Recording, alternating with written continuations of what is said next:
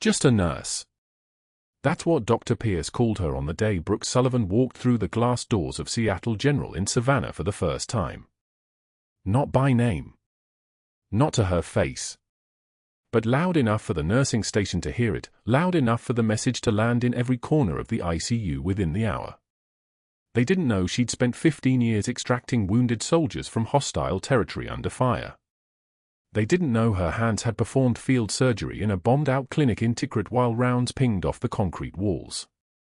They didn't know that the faded unit patch sewn carefully inside the lining of her jacket represented 7 lives she'd carried through enemy fire, one of them a decorated general who now sat in room 304 on the oncology ward, his mind fogged by morphine and his past sealed away where it belonged. Seattle General smelled like industrial cleaner and something underneath it, copper maybe, or the particular staleness of air that had been recycled through a hospital for 30 years. Fluorescent lights buzzed overhead in that specific way that made the back of Brooke's skull ache by hour 3 of her shift. The night shift. The one nobody wanted.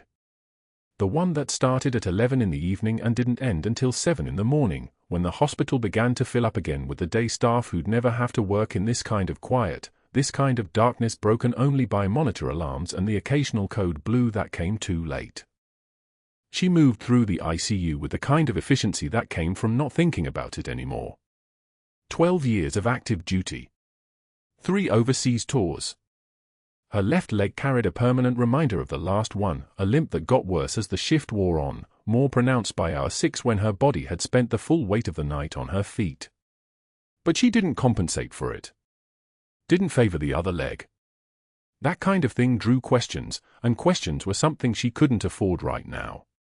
The Pentagon had placed her here specifically because of the general in room 304, because military intelligence had flagged something unusual in his medical chart, something that needed monitoring by someone who understood what they were looking at. Not a civilian nurse. A trained officer who could recognize threats that didn't show up on a standard background check. The jacket she hung in her locker was weathered gray cotton, the kind that got worn and soft from years of handling. The patch sewn inside the lining was barely visible unless you knew where to look, frayed edges in threads the color of desert sand, the unit designation faded from sun exposure. She touched it once as she opened her locker, her fingers finding the familiar spot without thinking, muscle memory that lived in her hands even when her face showed nothing. The rest of the staff was too busy with their own prep work to notice. Too focused on getting report from the day's shift, on checking their assignment sheets, on the small rituals that marked the handoff from one world to another. Room 304 was quiet when she stepped inside. General Marcus Wade lay in the hospital bed with his back at a slight incline, his breathing steady but labored. Stage 4 lung cancer. The medical chart at the foot of his bed laid it all out in clinical terms that didn't capture what Brooke could see just by looking at him, the body that had survived more than most people could imagine, now being slowly dismantled by something invisible. His arms were marked with ink from different eras of his life. Tattoos that told stories, unit insignias, dates, coordinates.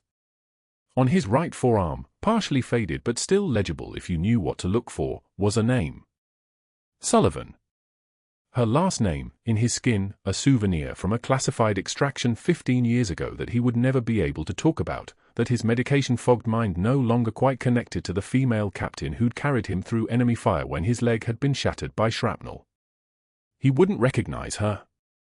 That was good. That was the point. She was here as Monitor 7, classified tasking, Pentagon eyes only. Not as the woman he'd served with. Evening, General, she said, keeping her voice steady and professional, the kind of neutral tone that hospital staff used with unconscious patients or patients who weren't tracking time anymore. She checked his first sight first, the cannula looked clean, no signs of infection, the catheter secured well. His veins were difficult, the kind that rolled when you tried to stick them, thin and papery from age and chemotherapy. She made a mental note. If he needed a second line, she'd ask for ultrasound guidance. No room for error with a 72-year-old military patient whose identity was currently classified above her own clearance level. The monitors beeped their steady rhythm. Heart rate 72. Blood pressure 118/71.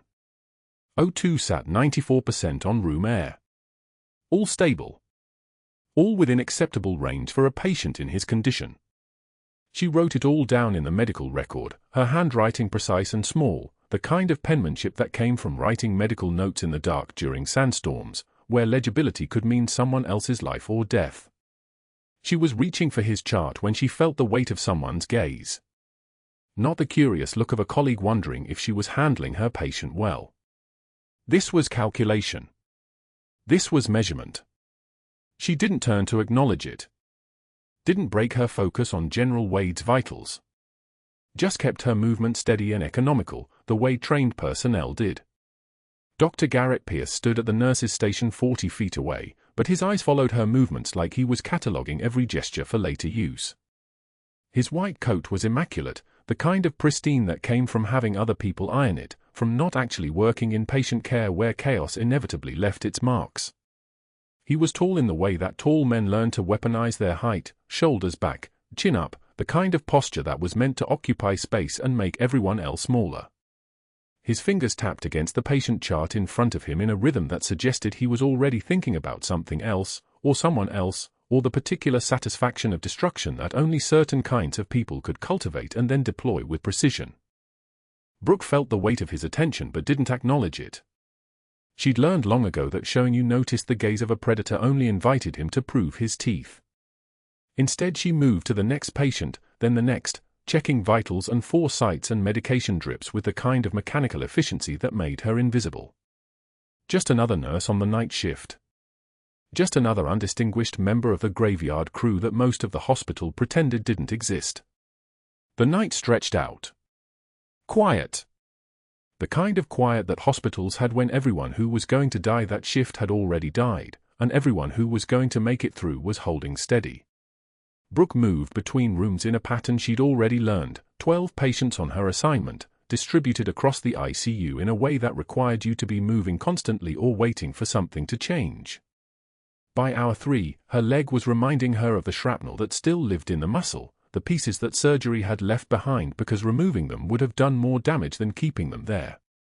By hour 4, she'd already stopped noticing the pain and started using it as data instead. Pain was information. Pain was her body telling her something she needed to know. It was somewhere around hour 4 that the incident with the 4 happened, the kind of small thing that in most hospitals would mean nothing at all, just another successful line insertion, another patient comfortable and hydrated. But this was Seattle General, and Dr. Pierce was watching, and apparently even competence could be a problem if it came from the wrong person wearing the wrong credentials. Mrs. Epstein in room 308 had been admitted that afternoon with diabetic ketoacidosis, her blood glucose so elevated it had basically shut down her whole system. The standard treatment was for fluids, insulin drip, electrolyte rebalancing. Simple chemistry. But Mrs. Epstein's veins had fought back. She was tiny, 81 years old, dehydrated from the DKA, her skin like paper that had been folded too many times. The charge nurse had tried twice and failed. The resident had tried once and bruised the basilic vein. By the time Brooke was called over, Mrs. Epstein was crying, her arms riddled with holes that weren't producing anything, and her lab values were still climbing toward danger. Brooke had looked at the patient's arms in the kind of careful way that came from experience. Had watched the way the light moved across the thin skin and saw the shadow of a vein underneath, deep but present, running along the medial wrist just above the ulnar artery. She'd tied off a tourniquet. Had located the spot by palpation alone, no ultrasound, no second guessing, just the kind of tactile knowledge that came from having done this in field conditions where technology wasn't available and failure meant death. One smooth motion. The needle went in. The 4 threaded through without rolling. Saline flushed clean, no resistance, no extravasation. Tape secured. Drip set. Done. Mrs. Epstein had cried again, but this time from relief. Dr. Pierce had been watching from the doorway. She'd felt him there, felt the moment his expression shifted from mere observation to something darker. And she'd heard him, too, 15 minutes later at the nurse's station, his voice carrying the particular contempt that men like him reserved for competence they couldn't understand. Lucky technique, he'd said to the resident standing next to him, loud enough for anyone nearby to hear. Let's hope it doesn't give her false confidence. Brooke had been charting in an adjacent room. She hadn't acknowledged the comment. Hadn't turned around. Hadn't let her jaw do anything more than tighten, barely visible, the kind of restraint that was its own kind of power. She'd simply continued documenting Mrs. Epstein's line placement with the same precision she brought to everything else, each letter perfect, each vital sign recorded to the exact number. By the time she returned to room 304 for General Wade's 4 a.m. check, the night was finally starting to crack open at the edges. Still dark. Still that deep silence that hospitals had when most of the city was sleeping. But there was the sense of time moving forward, of dawn being something real and approaching, not just an idea. The general was sleeping. His breathing was even, his face relaxed in a way it probably wasn't when he was awake and conscious enough to feel the weight of his own mortality. Brooke checked his foresight, confirmed his oxygen saturation, noted the slight decrease in his blood pressure, nothing concerning, just the natural drift that came with night and rest. She made a note in the chart. Would flag it for day shift if it continued to trend down. The standard protocol for routine monitoring. What happened next didn't just change the rest of her shift. It would change everything. But in that moment, in that quiet room at 4 a.m, with a decorated general sleeping in front of her and the darkness still holding the hospital in its grip, Brooke Sullivan was just a nurse. That's what she was supposed to be. That's what everyone needed to believe. Her hand rested on the patient rail, steady and waiting. The unit patch inside her jacket lining remained invisible, a secret sewn into threads, a past that lived in her fingertips and behind her eyes and in the particular way she moved through a hospital when no one was paying attention, which was to say, with a kind of precision that belonged to someone who'd spent 15 years making sure that people didn't die. The fluorescent lights hummed their mechanical drone above the Grand Rounds amphitheater, 20 staff members arranged in a loose semicircle while Dr. Pierce stood center stage, her patient chart held aloft like evidence at trial. Brooke stood against the back wall, spine pressed flat against the cool tile, hands clasped behind her back in parade rest, a posture so ingrained it required no thought, though none of the residents would recognize it as anything but nervous fidgeting. The morning air smelled of antiseptic and coffee, sharp and sterile. "This is what happens when we lower our standards," Pierce announced, his voice carrying the particular timbre of a man accustomed to being obeyed. He adjusted his silk tie, Italian, expensive, the kind of detail he made sure everyone noticed. Note the creative interpretations of protocol here. Miss Sullivan seems to believe nursing school was optional. He tapped her notes with his pen, each strike crisp and deliberate. Laughter rippled through the resident group like dominoes falling. One of them, a woman in her second year, made eye contact with Brooke and smirked. Brooke's jaw tightened, just a fraction, just enough that the muscle beneath her skin moved once like a closing door, but her face remained expressionless, a mask worn so long it no longer felt like a mask. It felt like her face. By noon, the whispers had already begun their work. She'd overheard them in the break room that morning, the way voices dropped when she entered, the way conversations evaporated like spilled water. 3 hospitals. That was the number floating through the unit now. Fired from 3 positions. Her credentials barely legitimate. A mercy hire, pure and simple, Seattle general so desperate for bodies that they'd accepted someone whose qualifications couldn't survive actual scrutiny. She heard one of the night shift nurses telling another that Pierce had been making calls, doing background checks, asking questions about her employment history. The speed of institutional destruction was remarkable. One doctor with connections could dismantle a reputation in hours. The vending machine hummed in the hallway outside the break room, fluorescent light casting everything in a pale yellow glow. Brooke fed a dollar bill into the slot at 2:48 p.m., the time displayed on her watch in military format out of habit, 0247, a small defiance of civilian timekeeping that no one would ever notice or understand. Her fingers moved with precision as she selected her coffee, black, no cream, no sugar. The mechanical coil turned and dropped the cup with a soft thud. 2 residents rounded the corner before her hands had fully withdrawn from the machine. Dr. Matthews and Chen, both smirking like apex predators who'd caught the scent of wounded prey. "Must be nice," Matthews said, his voice pitched loud enough that she couldn't pretend not to hear it, "getting jobs you're not qualified for." Chen laughed, that particular cruel sound that comes from youth without consequence. Diversity hire or just desperate hire? Maybe both. Charity case. Brooke inserted another dollar with the same steady hand that had once held a bleeding soldier's arterial pressure while calling in coordinates to medevac. The same hands that had threaded for lines in field hospitals lit only by chemical glow sticks. The same hands that had signed mission briefings classified 3 levels above their current security clearance. She selected her coffee, the mechanical whir of the machine drowning out their voices, and when the cup dropped, she didn't turn around. Didn't acknowledge them. Didn't give them the satisfaction of watching her flinch or react or show even the smallest tremor of the anger that burned steady and cold in her chest like a pilot light that could never quite be extinguished. Her knuckles whitened slightly as she gripped the cup, but that was the only concession. That was all they got. The hallway tile clicked beneath her shoes as she walked past them, a staccato rhythm, each step a deliberate full stop. She didn't walk around them. She walked through the space they occupied, forcing them to step back because neither of them had the courage to stand their ground. By evening rounds, the isolation had deepened. The night shift nurses had begun eating at different tables, the conversation ending mid-sentence when she entered the break room.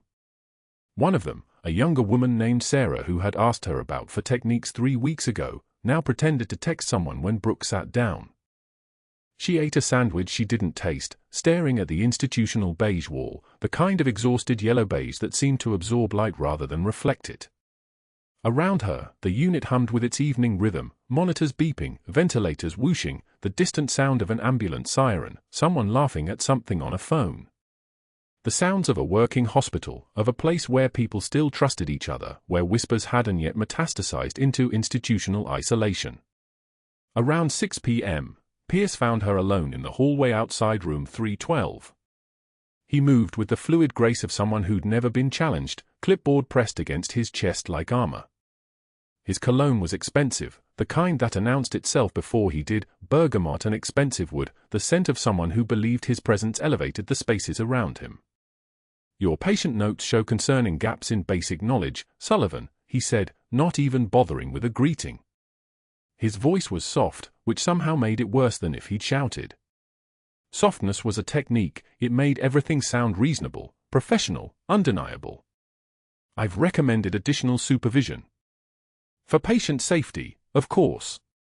We wouldn't want any accidents from someone playing nurse." She maintained eye contact for exactly 3 seconds, then looked past him at the wall beyond, a technique that conveyed respect without actual deference. Compliance without surrender. "Understood, doctor," she said, and her voice came out steady and quiet, the voice of someone with nothing left to lose and therefore nothing to fear. By the next day, the pattern had solidified. The day shift nurses began prepositioning their breaks so they wouldn't overlap with hers. One of them, Janet, who'd borrowed her trauma shears just a week ago and asked detailed questions about how Brooke had organized her clinical approach, now requested a schedule change. The official reason, printed on the request form, was better work-life balance, but everyone understood the actual vocabulary. Brooke had become contagious. Association with her was professional liability. The hospital was a small ecosystem, and Pierce had successfully marked her as infected. But that wasn't the worst part.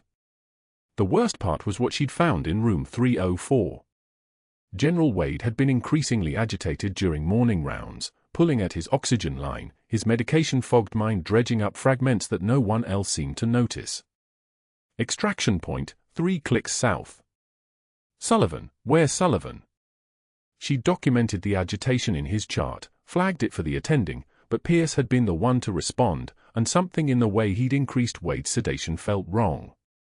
Clinical intuition, maybe, or the particular awareness that came from 16 years of combat medicine and reading threats in the smallest details. She'd noticed Pierce entering Wade's room at times when he wasn't the official attending, twice that week, each visit documented only by her own observation because the charge nurse seemed to have stopped keeping detail logs. She'd also noted an orderly whose credentials didn't align with his unit access clearance wandering the ward 3 times in one shift, and once, watching Wade's for after visiting hours. The pharmacy records she'd accessed from the medical library the following evening told her everything she needed to know: unauthorized morphine withdrawals from Wade's medication dispensary, documented doses that didn't match any charted administration, a pattern of pharmaceutical access that suggested someone was either stealing for resale or deliberately managing Wade's consciousness for reasons that had nothing to do with his cancer treatment. That was when she'd heard Pierce in the stacks, his voice carrying the particular confidence of a man who believed himself beyond consequence. "The Sullivan problem resolves itself if we're thorough," he said to the two board members accompanying him, Dr. Ellison and a woman Brooke didn't recognize. "I've already contacted her previous employers. St. Michael's in Atlanta has no record of her employment. Very interesting for someone with such a detailed resume." One of the board members, Ellison, his voice uncertain, said, "You're certain?" "I'm having their HR director send documentation by Friday," Pierce said. "Once we have that in hand, we'll have grounds for immediate termination. Any hospital that can't verify employment history is an immediate liability." He paused, and she could hear the smile in his voice. "Of course, between you and me, I suspected something was off from her first week. The kind of intuition you develop working this many years at this level." Brooke had photographed the pharmacy records with her phone, the unauthorized morphine access, the dates, the amounts, every detail, and then she'd walked out through the side exit, her face unchanged, her heart rate steady, her mind already 3 steps ahead, calculating vectors and fallback positions and the particular ways this would need to unfold. She'd been a captain in the 75th Ranger Regiment. She'd operated in Tikrit when Tikrit was a meat grinder, had called in fire support while covered in someone else's blood, had made split-second decisions that meant the difference between getting 17 soldiers home or leaving them in the sand. Dr. Pierce, with his expensive cologne and his silk tie and his institutional power, had no idea what he was standing next to. He had no idea that the quiet woman he was systematically destroying had once held a general's life in her hands, had carried him for kilometers through enemy fire when his legs wouldn't work, and that general was now in room 304 with someone tampering with his medications. The next morning, General Wade's blood oxygen began to drop. Brooke watched the monitor cascade through the numbers: 94, 90, 86. His eyes fluttered open, confusion replacing whatever medication-induced peace Pierce had been maintaining, and she was already moving, her hand steady as a surgical laser as she increased his oxygen delivery, documented the change, and signaled for the attending. She needed proof. She needed to understand the full scope of the threat. And she needed Pierce to believe, for just a few more days, that she was still just a nurse, dismissed, isolated, terrified of losing her job. Day 6 of watching her back. That's what Wednesday felt like when Brooke arrived for the afternoon shift, the corridor stretching ahead like a gauntlet she'd walked every shift since Pierce's Grand Rounds performance. The other nurses had moved with orchestrated precision to avoid her, conversation stopping mid-breath when she entered the break room, assignments routed through the charge nurse instead of direct eye contact, the kind of coordinated distance that only happened when someone had made a phone call and given instructions. She'd counted 6 instances of turned shoulders before 1,400 hours. 6. She didn't need a therapist to explain the mathematics of isolation. She needed to understand Pierce's next move.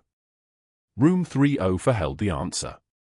General Wade lay propped at 45 degrees, his medication-fogged eyes moving beneath closed lids, his hand occasionally reaching for the oxygen line snaking across his weathered face like it was something foreign attached to his skin. Stage 4 lung cancer had carved him down to sinew and will, and the morphine they were pushing, deliberately, she'd confirmed by photographing the vial numbers on Sunday, had left him trapped in the space between lucidity and sedation. His mouth moved in fragments. Words without context. Extraction sequences Brooke recognized from debriefs. From Tikrit. 15 years ago when he'd been whole and she'd been the one pulling him through enemy fire instead of through hospital corridors. "General Wade, can you hear me?" She approached the bed with her clipboard and practiced calm, already knowing the answer. His eyes tracked toward her voice, good pupil response, at least, but the words that came were scattered pieces. Charlie 1 route compromised. Brackets at 200 meters. Need exfil in for minutes, 5 maximum. The monitor above his bed showed O2 sat at 93%. His breathing had taken on a subtly off rhythm over the past 6 hours, something her hands knew before her conscious mind catalogued it. His chest wall moved, but unevenly. Right side expanded with each breath. Left side barely budged.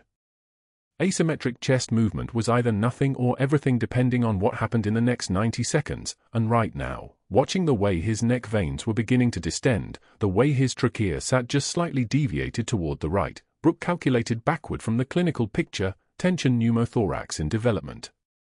The lung on the left side was collapsing inward, air trapped in the pleural space with no exit, pressure building with every breath he took, crushing the heart inside his chest like a vice made of his own physiology turning against him. She documented the asymmetry in the chart without annotation. Just facts. Respiratory rate 22. O2 sat 93. Breath sounds diminished left side. She knew what came next in this sequence. She'd performed it on corpses in training. She'd performed it on living people in Fallujah when the only other option was watching them die in the dust. Tension pneumothorax. Treated early, salvageable. Treated late, cardiac arrest. Treated not at all, death in 4 to 7 minutes. Nurse Sullivan, I need you in trauma conference for the next hour. Dr. Pierce's voice came from the doorway without preamble, without context. He stood there in his pristine white coat, the one he'd probably had tailored at some Charleston boutique that charged $400 for hemming, and his expression carried the particular satisfaction of a man who'd just arranged something. The attending needs to observe our documentation protocols. You're to assist him in conducting General Wade's routine examination while I'm occupied. It wasn't a request. It was choreography. He was removing her from the room. She held his gaze for exactly 2 seconds, long enough to convey compliance, short enough to suggest acceptance rather than challenge, and nodded. Of course, Doctor. The trauma conference turned out to be a meeting that didn't exist. She sat in the designated room at 1,420 hours. At 14:25, nobody arrived. At 14:30, she watched through the window as an attendant escorted the actual attending physician, Dr. Reeves, reliable and competent and completely unaware he was being staged, toward the elevator and down to the imaging department with some manufactured urgency about a CT protocol review. At 14:32, her phone buzzed with a code blue alert from room 304. She moved before thinking, muscle memory colliding with protocol. Through the stairwell instead of waiting for the elevator. Down 2 floors. The alarm screamed through the intercom as she hit the 4th floor, her card swiping the entry badge without hesitation. When she reached room 304, Pierce was already there, standing in the doorway, and what she saw in those 3 seconds rewrote the entire tactical calculation. General Wade's face had gone the color of old concrete. His neck veins bulged like ropes under the skin. His breathing had become desperate, shallow, the kind of desperate that meant the pressure inside his chest was crushing his heart. His trachea had deviated further right, the midline pushed aside by the expanding air pocket in his left pleural space. Breath sounds absent on the left. The monitor showed O2 sat dropping, 91. 88. 84. Step back, Sullivan. You're not qualified for this situation, Pierce said, and his voice carried the confidence of someone who believed his own authority could override physics. He moved toward the bed, but not toward the crash cart. Not toward the equipment. Just positioning himself between the patient and the supplies like his white coat had somehow inoculated him against understanding what he was actually looking at. 81%. The O2 sat was falling like an elevator with cut cables. She had 90 seconds before cardiac arrest became inevitable, and in those 90 seconds, the part of her that still answered to Army Ranger protocols, that still remembered the smell of desert heat and the weight of a soldier's arm across her shoulders, made the decision her nursing credentials had never authorized and her cover absolutely could not afford. She moved. Pierce's shout became background noise. I said stand down. His voice cracked upward, indignation meeting disbelief. She was already at the crash cart, hands moving with the terrifying fluid precision of muscle memory, fingers finding the 14-gauge angiocath needle with no hesitation. The mechanics were simple if you'd practiced them enough times. The second intercostal space. The midclavicular line. Palpate the rib. Insert perpendicular. She didn't need to think about it. Her hands knew. Her hands had always known. General Wade's chest wall was still moving when she inserted the needle, and when she hit the pleural space, the hiss of released air filled the room like a held breath finally exhaling. The sound itself, sharp, immediate, wrong in all the right ways, carried the specific frequency of pressure bleeding off. She withdrew the needle, left the catheter in place, and stepped back. His chest expanded. Actually expanded, both sides moving in sync again like his lungs remembered how to work without betrayal. The O2 sat stopped falling. Climbed instead. 85. 88. 91. His color shifted from concrete gray toward something approaching human. His breathing deepened, steadied, became the kind of respiration that meant his heart was no longer being crushed by expanding air.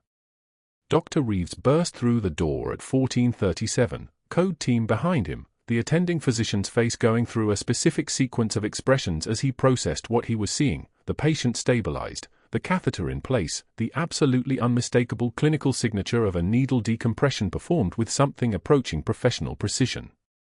Who performed that decompression? His voice wasn't accusatory. It was curious. Scientific. The question of someone watching a nursing assistant perform a procedure that required either years of training or something the textbooks didn't have a category for. Brooke stepped back from the bed, her hands at her sides, her breathing as controlled as if she'd just performed routine vitals instead of emergency thoracic intervention. The faded unit patch sewn into the inside of her jacket lining felt heavier than it had this morning, though nothing about her exterior changed. Nothing trembled. Nothing betrayed. Just a nurse with steady hands and a level gaze. Needle to the midclavicular line, second intercostal, she said quietly. Tension pneumothorax. He had maybe 90 seconds. Her voice had shifted without warning, dropped an octave, carried the kind of authority that didn't ask permission. It stated fact. Dr. Pierce stood in the corner where the monitor light turned his face the color of old bruises, watching her with an expression that suggested the entire architecture of his careful sabotage had just developed structural failures. His jaw worked. Nothing came out. The man who'd orchestrated her isolation, who'd weaponized the grapevine and fabricated employment gaps, who'd positioned himself as the unquestionable authority in this room, had just watched her save a patient's life while he stood uselessly in the doorway of his own performed incompetence. I need some jello, Brooke said to no one in particular, and walked past him toward the door. The attending physician actually smiled. Pierce did not. Dr. Pierce closed his office door at 4:27 p.m. with the deliberate softness of someone who'd learned that fury works better when it's quiet. His hands moved across his desk with the precision of a surgeon preparing instruments, because that's what this was, surgery. The removal of a problem. He picked up his office phone, the kind with a cord, untraceable to his cell records, and dialed a number he'd memorized years ago during a fundraiser he'd rather forget. Richard. Pierce.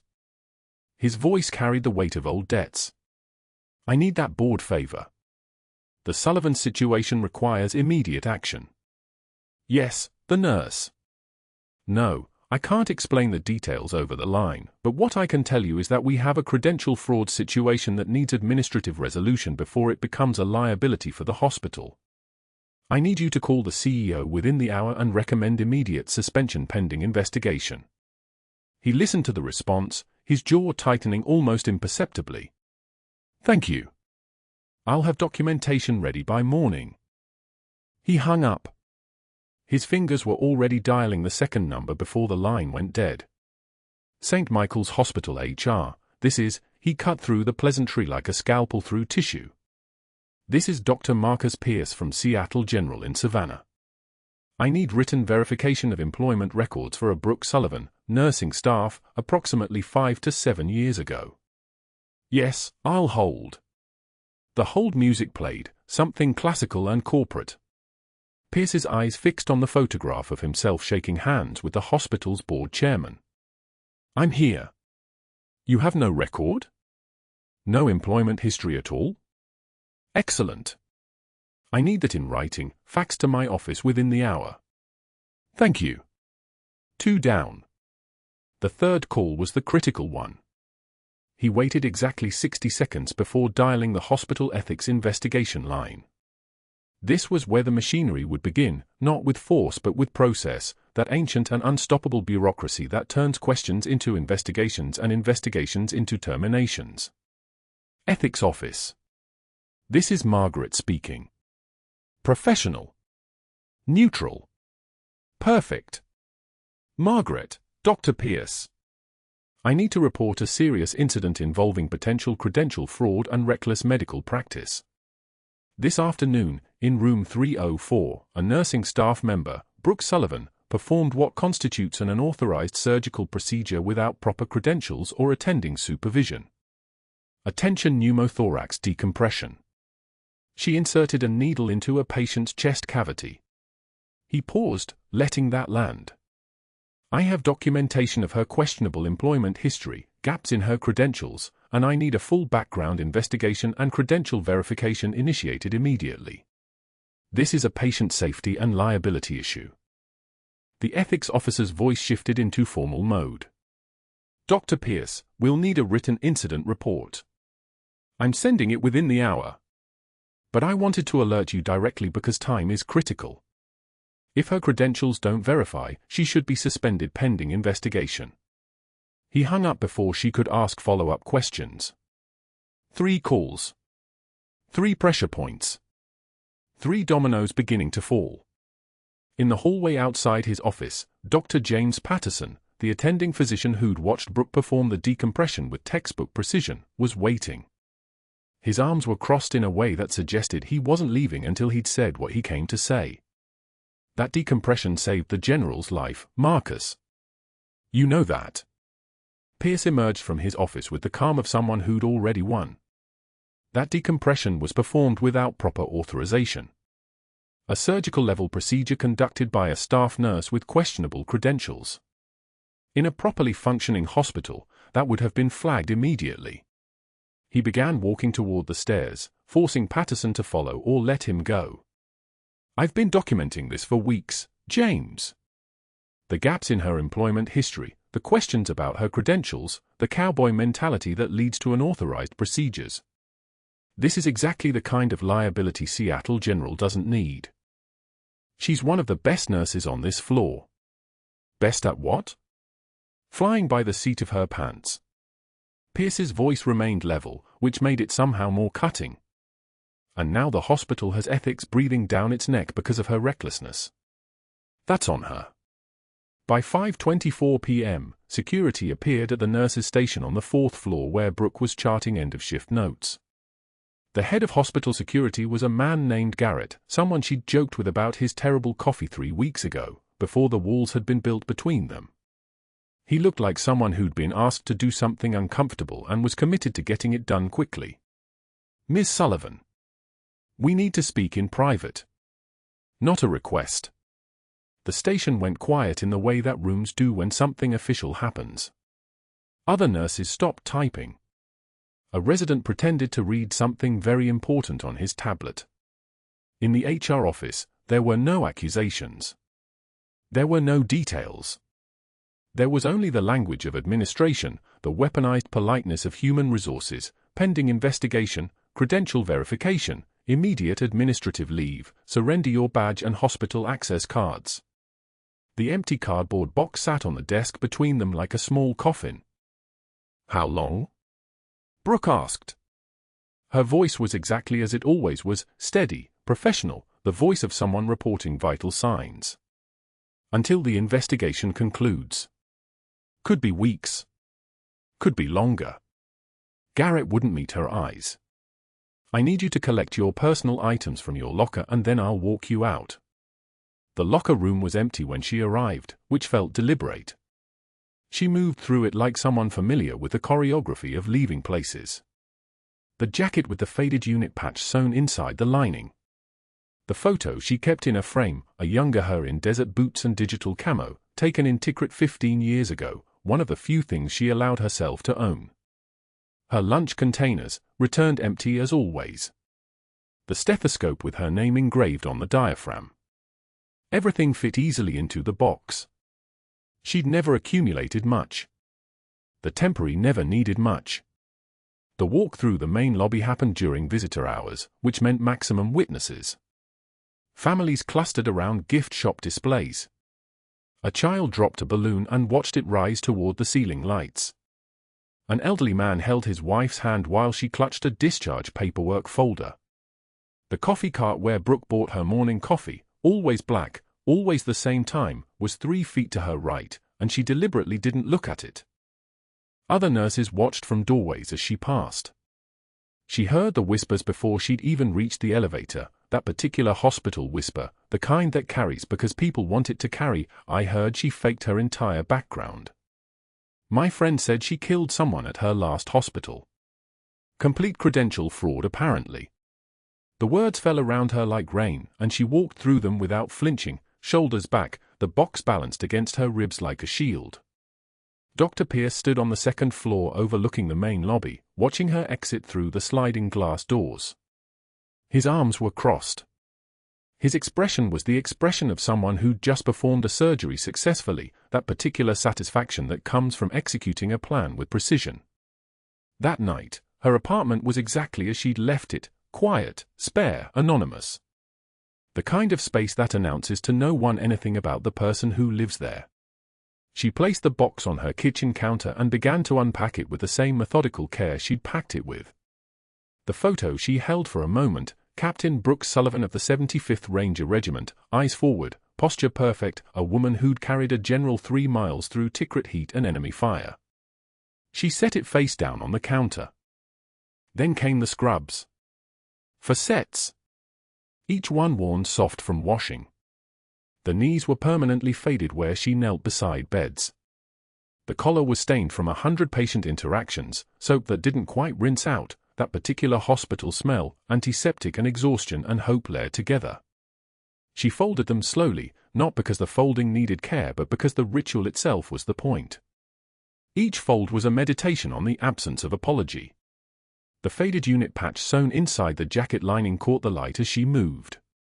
75th Ranger Regiment. 2 inches by 3 inches. Stitched in place by hands that had also held dying patients and saved lives with nothing but training and instinct and the quiet kind of courage that doesn't announce itself. She'd never been able to fully explain to anyone why this small piece of fabric mattered enough to keep hidden. You don't explain your mission to civilians. You simply carry it.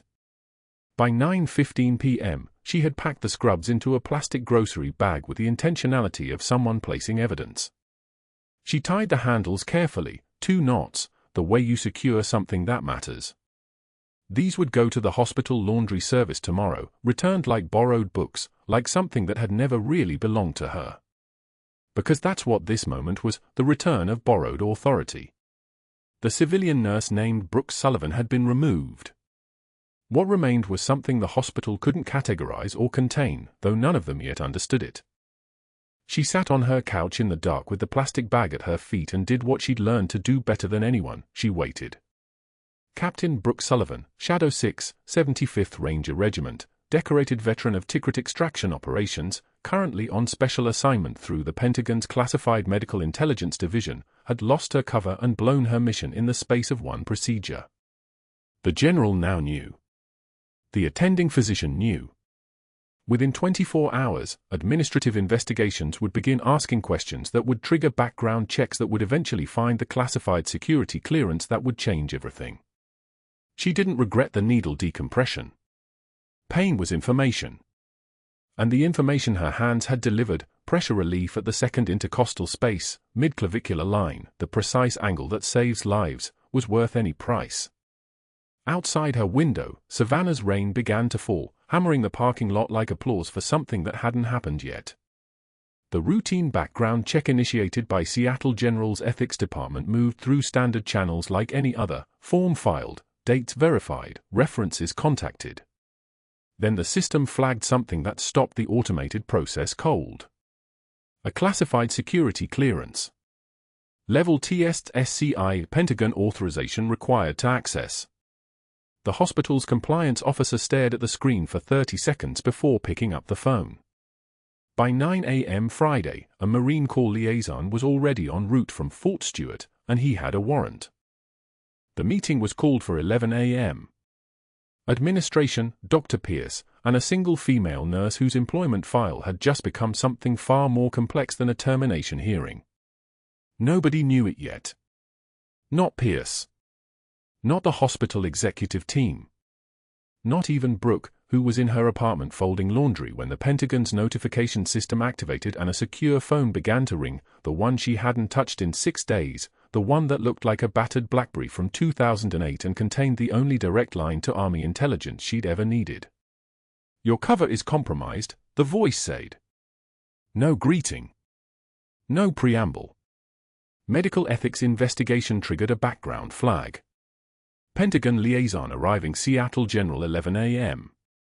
Neutralize the threat and report. She didn't respond. Didn't need to. The line went dead.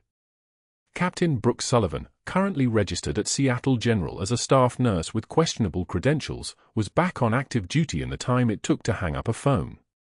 She didn't change her clothes. Didn't practice her voice or adjust her posture. She simply walked back into Seattle General through the same employee entrance she'd been escorted out of 5 days earlier, the same credential badge, the civilian one, the limited one, clipped to her jacket. The security guard didn't stop her. The badge still worked. Technically, she was still employed pending the ethics investigation. The Marine Corps liaison was standing in the hospital administrator's office when she arrived. Captain Mitchell, 8th Marines, Intelligence Division. He had the bearing of someone who'd read classified files before breakfast and had probably arrested more people than he'd bothered to remember. Next to him stood Dr. Pierce, his face the color of overcooked meat, his hands opening and closing like they belonged to someone else's body. The administrator, a 60-something woman named Hartwell who'd run Seattle General for 14 years and suddenly looked like she was seeing something behind Brooke's eyes that she couldn't quite name, gestured toward a chair. Brooke sat down with the kind of stillness that made everyone in the room unconsciously hold their breath. "Captain Sullivan," Mitchell said, and Brooke watched Pierce's face go through 7 different shades of rage and terror simultaneously. "Your service record has been declassified for this review. Dr. Pierce, you should hear this." Mitchell opened a folder. The sound of papers rustling was like a judge's gavel. Bronze Star with Valor. Purple Heart. Army Ranger qualified. 3 combat tours, 2007 to 2014. Honorable discharge, then recalled to active duty for intelligence operations in 2019. Mitchell's voice was clinical, precise. Placed at Seattle General on classified assignment. Medical background cleared for the position. Each sentence landed like a hammer on an anvil. Brooke watched Pierce's jaw tighten. Watched his hand stop shaking and start trembling instead, the trembling of a man watching his entire constructed world collapse in real time. "This is impossible," Pierce said. His voice cracked. Actually cracked, like a teenager's. "She was fired from 3 hospitals. Her credentials are—" He stopped. He was looking at Brooke now, and for the first time in 6 days, she met his gaze. Not with defiance. Just with the kind of calm that comes from having already survived the worst. "You've been planning this the entire time." "No," Brooke said. 10 words or fewer. She kept it to 2. "I was planning to save General Wade." The room went so quiet you could hear the ventilator in the ICU down the hall, whispering its mechanical rhythm through the walls. But that wasn't the worst part for Dr. Pierce. The worst part was what happened next, when Army intelligence's deep dive into the background check that had triggered this meeting started looking backward instead of forward. Started asking questions about why a routine ethics investigation had accelerated so quickly. Started examining Dr. Pierce's own patient files. His pharmacy access logs.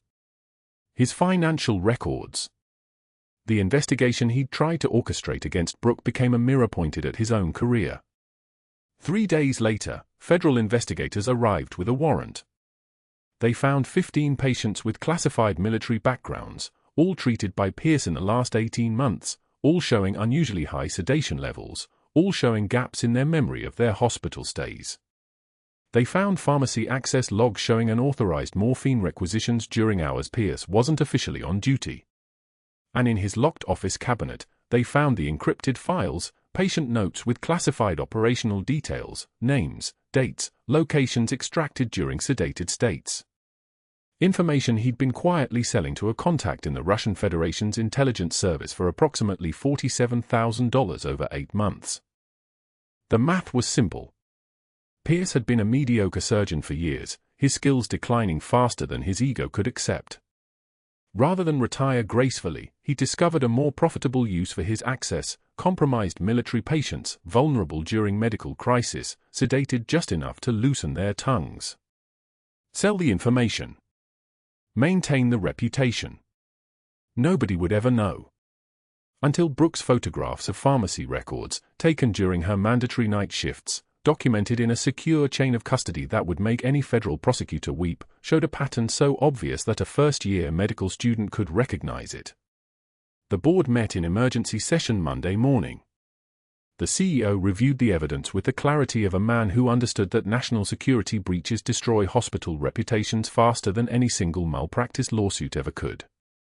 Dr. Pierce, you falsified patient reports to mask declining surgical competency. You accessed controlled substances without authorization. You compromised classified military operations for personal financial gain. The CEO didn't raise his voice. Didn't need to. Your employment is terminated effective immediately. Your medical license is suspended pending criminal investigation.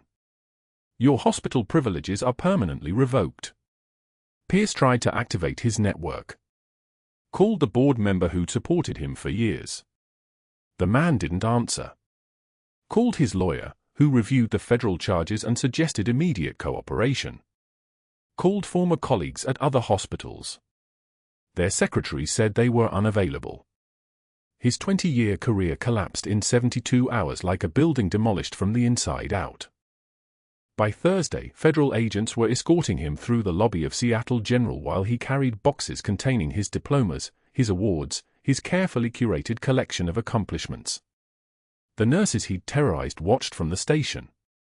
One of them, the one he'd called incompetent 6 months ago, the one he'd publicly questioned in front of residents, looked at him with the kind of pity usually reserved for injured animals. Guess credentials don't mean much if you're a traitor, she said quietly to no one in particular. Pierce didn't respond. Didn't have anything left to say. He walked past the coffee cart where he'd once smiled at administrators, past the bulletin board where his credentials had hung alongside those of every other physician, out through the doors that had once opened automatically at his approach. The world had moved on without him. It had moved on the moment Brooke Sullivan's cover was blown and the Pentagon started asking questions. 6 months later, in a fluorescent-lit community college classroom in suburban Savannah, Dr. Pierce arranged CPR dummies on laminate tables that smelled like industrial cleaner and broken dreams.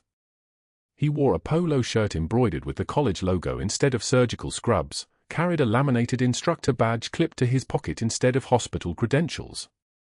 He earned $16.50 an hour teaching basic life support to students who checked their phones during his lectures and wouldn't remember his name by the end of the semester. Through the classroom window, he could see the skyline of Savannah. Somewhere in that direction was Seattle General. Somewhere past that was Fort Stewart, where Brooke Sullivan had been processed back into active duty and assigned to Army intelligence. Somewhere in Washington, D.C. was a courtroom where his trial was scheduled for federal charges of espionage and medical fraud carrying a potential sentence of 22 years. But that wasn't where Brooke Sullivan was that afternoon. She stood in the Pentagon Ceremony Hall in Arlington, Virginia, wearing dress blues that fit like a second skin, the medals on her chest catching the light like promises kept. The Bronze Star with Valor. The Purple Heart, awarded for injuries sustained in classified operations. The new commendation, this one public, for actions that saved a general's life and prevented the compromise of 17 separate classified operations. General Wade stood before her in full dress uniform, his color returned, his breathing clear, his eyes sharp with the kind of gratitude that can't be spoken, only demonstrated. The Army Intelligence Commander read her citation. When he finished, General Wade stepped forward, and in a gesture that made every camera in the room freeze, he kneeled before her, not the kneeling of subordinate to superior, but the kneeling of one warrior honoring another. "I carried your name on my arm for 15 years without knowing your face," he said, his voice steady. "You gave me back my life twice. Once in Tikrit.